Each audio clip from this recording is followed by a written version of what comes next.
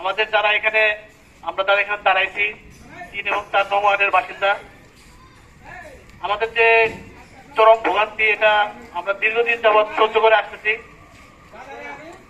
এখন এমন একটা পর্যায়ে পৌঁছেছে যে আমাদের অত্যন্ত প্রয়োজনীয় সময় আমরা এখানে যানবাহন তো দূরে থাক, হালকা একটু বৃষ্টি বা গুড়ি গুড়ি বৃষ্টি যেমনই হোক, দীর্ঘদিন যাবৎ রাস্তায় পানি আটকে থাকে। রাস্তায় কোনো ড্রেনেজ ব্যবস্থা নাই, একটা ড্রেনেজ ব্যবস্থা আছে সেটাও উপর দিয়ে পানির যায়। তো দুর্ভোগ আমাদের দীর্ঘদিন যাবৎ।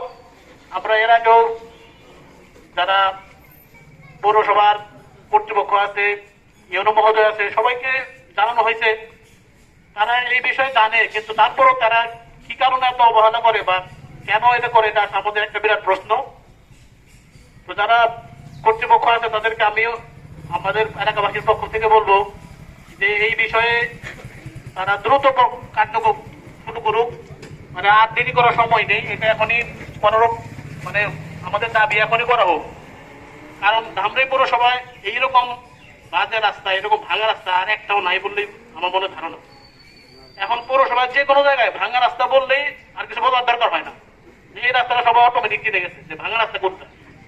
তো দূর দূরান্ত থেকে আমরা যখন আসি, কোন যানবাহন এখানে আসতে চায় না, রিক্সা বলেন যেটাই বলেন, মানে আমাদের রোগী থেকে শুরু করে যে কোনো জিনিস যানবাহন বা যারা ভাড়াটি আছে বাড়ি ঘর পরিবর্তন করে, তারাও এখানে ঠিক মতো ভাড়া আসতে চায় না রাস্তার কারণে। তো এমন একটা অবস্থায় আমরা আছি যে আসলে আমাদের মনে হয় দেখার কেউই নেই।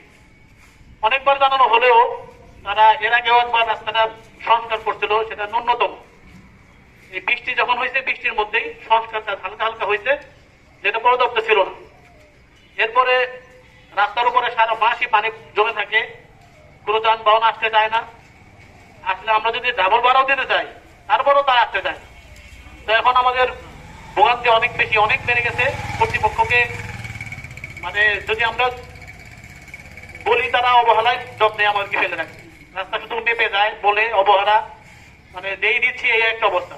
তো আমরা তাদেরকে বলবো আপনারা অতি দ্রুত এই রাস্তাটা মেরামতের জন্য যে সমস্ত পদক্ষেপ নেওয়া দরকার, সম্পূর্ণ রাস্তাটা মেরামতের এখন কোনো উপায় নাই, রাস্তাটা সম্পূর্ণ নতুন করে ড্রেনেজ ব্যবস্থা সহ এইটা করার জন্য আমরা এলাকাবাসীদের দাবি জানাচ্ছি।